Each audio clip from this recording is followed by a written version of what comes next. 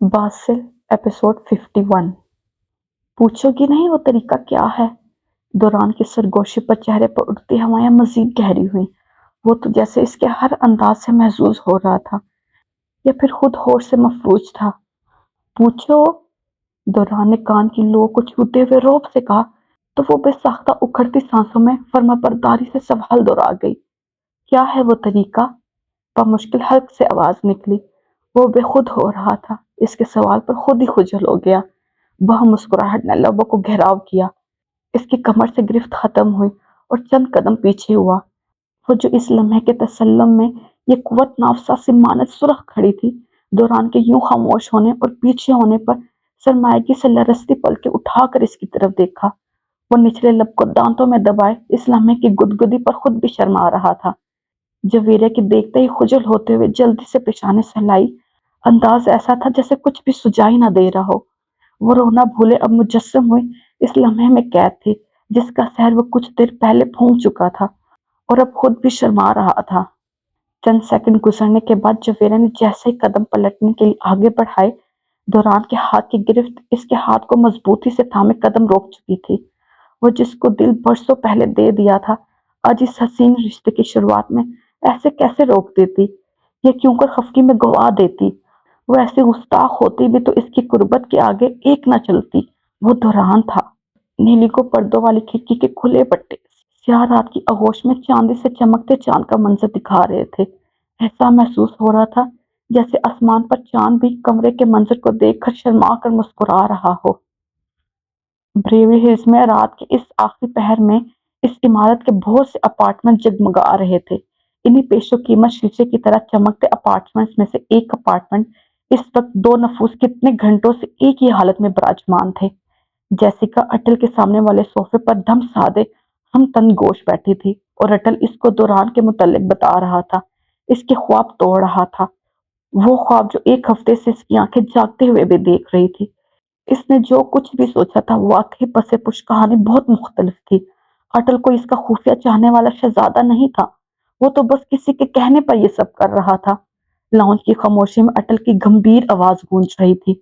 دوران اپنی ماں سے اپنے محرومیوں کے بارے میں سوال کرنا چاہتا تھا، ان سے پوچھنا چاہتا تھا کہ اسے یوں چھوڑ دینے کی آخر کیا وجہ تھی۔ پاکستان سے اپنے انکل کی جائیداد کے کاغذات کے ساتھ اسے اپنی ماں کے بارے میں جو تھوڑی بہت معلومات ملی، اسی پر یہاں آ کر ان کی تلاش شروع کر دی۔ جیسیکا بار بار نگاہیں اٹھاتی اس کی طرف دیکھتی اور پھر جھکا لیتی۔ اس کے بولنے کے لیے کچھ بھی نہیں بچا تھا۔ تب سے لے کر اب تک صرف اٹل ہی بول رہا تھا۔ 1 سال کی انتھک محنت کے بعد جب تم لوگ اسے ملے تو تم لوگوں کے حالات اور اپنی ماں کی صحت دیکھ کر اس نے اسی طرح چھپ کر مدد کرنے کا فیصلہ کر لیا۔ جیسیکا کی نگاہوں میں بیتے ہوئے پلوں کے سارے منظر گھوم گئے۔ وہ حالات واقعی اس کی زندگی کے مشکل ترین اور دردناک حالات تھے۔ کنزا کی حالت بدتر سے بدتر ہو چکی تھی۔ اس کے پاس نہ تو اس کی دوا کے لیے پیسے تھے اور نہ ہی نشے کے لیے۔ ایک کمرے کا چھوٹا سا اپارٹمنٹ تھا جس کا کرایہ لینے کے لیے روز مالک اس کے گھر کے چکر لگاتا اور بدتمیزی کرتا تھا۔ تب اچانک سے سب بدل گیا۔ اس کی ملازمت ہو گئی تھی، اسے پیسے ملنے لگے تھے۔ پرانی باتیں یاد کرتے ہوئے اس کی آنکھوں کی پتلیوں میں بھی آنسو جھلملانے لگے۔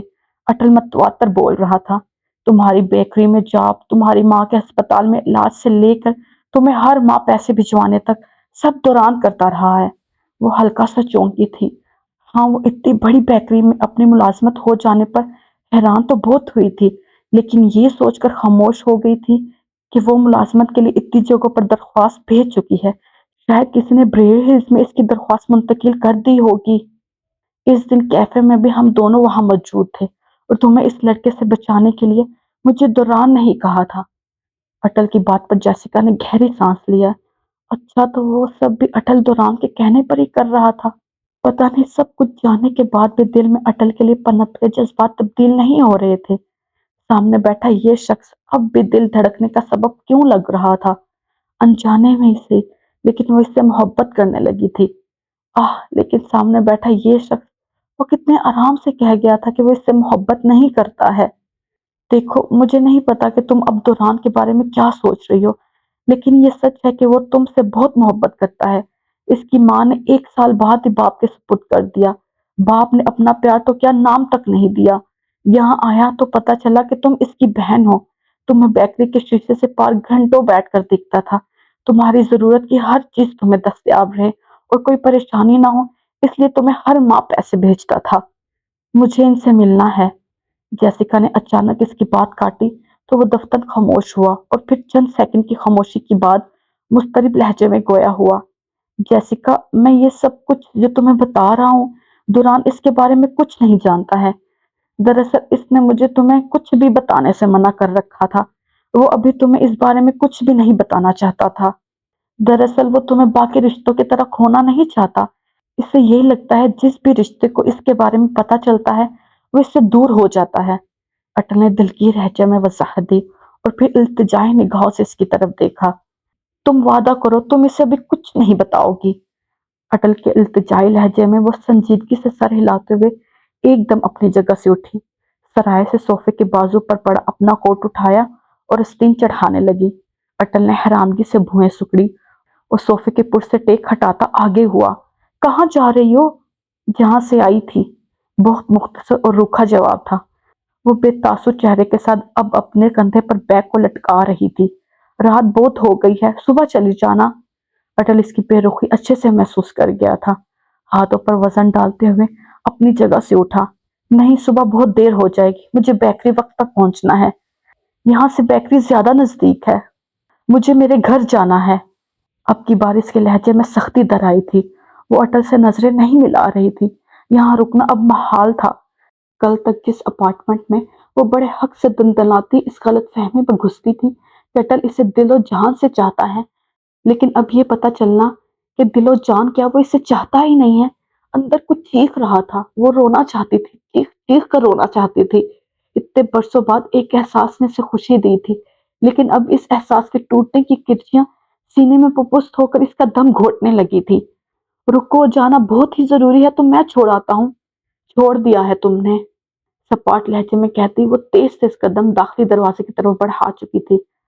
اٹل جو اس کے آخری جملے کی چبھن کو محسوس کرتا وہاں جامد کھڑا تھا، تیزی سے ایک طرف رکھا اوپری کوٹ اٹھاتا اس کے پیچھے بھاگا۔ اتنی رات کو وہ اسے کسی صورت بھی اکیلے جانے نہیں دے سکتا تھا۔ پتا نہیں کیوں اس لمحے وہ اس کے لیے یہ سب دوران کی بہن ہونے کے ناطے نہیں کر رہا تھا، کچھ اور تھا، لیکن کیا تھا وہ سمجھنے سے قاصر تھا۔ لکڑی کے سیاہ دروازے کے تالے کے باہر سے کھلنے کی آواز ابھری اور کمرے میں گونج اٹھی۔ پلنگ پر کمبل میں لپٹے وجود تھوڑا سا کسمسایا۔ کتنے گھنٹوں کی خاموشی کے بعد یہ آواز سنائی دی تھی۔ کلک کی آواز پر دروازہ کھلا اور ایک 20-22 سال کے لگ بھگ لڑکا کھانے کی لازمات کی ٹرالی گھسیٹتے ہوئے کمرے میں داخل ہوا۔ یہ چھوٹا اور بالکل بند ڈربے نما کمرہ تھا، جس میں ایک عدد پلنگ، لکڑی کی میز پر رکھی پانی کی بوتل اور ایک طرف باتھ روم کا موڈ کے علاوہ اور کچھ موجود نہیں تھا۔ جیسے ہی لڑکا ٹرالی کو گھسیٹتا ہوا آگے بڑھا، پلنگ پر لیٹا وجود ایک جھٹکے سے کمبل کو اپنے اوپر سے اٹھاتا ہوا اٹھ بیٹھا۔ وہ برہان تھا، بکھرے بال اور پریشان حال چہرہ۔ وہ پچھلے 2 دن سے اس کمرے میں قید تھا۔ ہاروی اور بروس نے اسے اچانک فلم کی شوٹنگ سے واپسی پر اٹھوا لیا تھا اور لا کر یہاں بند کر دیا تھا۔ وہ لوگ خود بھی یہیں چھپے ہوئے تھے۔ ہاروی کو دوران پر پہلے سے ہی شک تھا کہ وہ عام انسان نہیں ہے، اور اب جویریہ کے لیے اس نے جیسے سب کچھ تہس نہس کر دیا تھا، وہ گھبرا گیا تھا۔ وہ دونوں یہاں چھپ تو گئے تھے، لیکن یہ کافی نہیں تھا۔ انہیں اپنی حفاظت کے لیے کچھ اور اقدامات بھی کرنے تھے، اور برہان کا اغوا اسی بات کے پیش نظر تھا۔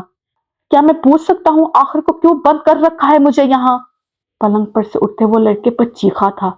اس نے کل سے کچھ کھایا بھی نہیں تھا، بھوک سے برا حال تھا، لیکن اس وقت اسے قید کی وجہ جاننے میں زیادہ دلچسپی تھی۔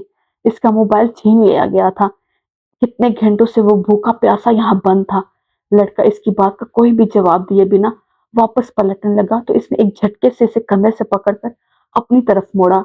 مجھے ہاروی اور بروس سے ملنا ہے، ان کو بلاؤ یہاں۔ مجھے کیوں قید کیا ہے یہاں؟ کوئی کچھ بتاتا کیوں نہیں؟ اب کی بار وہ اتنی زور سے چیخا تھا کہ سامنے کھڑے لڑکے نے آنکھیں میچ لی، اور اس سے پہلے کہ وہ کوئی جواب دیتا ایک جھٹکے سے دروازہ کھلا اور بروس تلملاتا ہوا کمرے میں داخل ہوا۔ برہان کے ہاتھ کی گرفت لڑکے کے کندھے پر سے ڈھیلی ہوئی، وہ سرائے سے نگاہ اٹھائے پوری طرح بروس کی طرف متوجہ ہوا۔ چیخ کیوں رہے ہو؟ مجھے یہاں کیوں بند کر رکھا ہے؟ کیا یہ صلہ ہے تم لوگوں کی مدد کا؟ برہان نے پیشانے پر بل ڈالے شکوا کیا۔ بروس نے لڑکے کو جانے کا اشارہ کیا اور خود پینٹ کی جیبوں میں ہاتھ ڈالے اسے غصے سے گھورتا ہوا آگے بڑھا۔ بکواس بند کرو اپنی، تم نے ہماری کوئی مدد نہیں کی بلکہ اپنے بھائی کی مدد کی ہے۔ بے وقوف سمجھ رکھا ہے کیا ہمیں؟ بروس کی بات پر برہان نے حیرانگی سے بھویں سکڑ کر آنکھیں پھیلائی۔ مطلب یہ کیا کہہ رہے ہو؟ میں اس کی مدد کیوں کروں گا؟ ایک منٹ، برہان نے ذہن پر زور ڈالتے ہوئے ہاتھ کھڑا کیا۔ لڑکی تم لوگوں کو مل گئی، سب کام اچھے سے ہو گیا، پھر ایسے کیسے کہہ سکتے ہو اور مجھ پر الزام کیوں لگا رہے ہو؟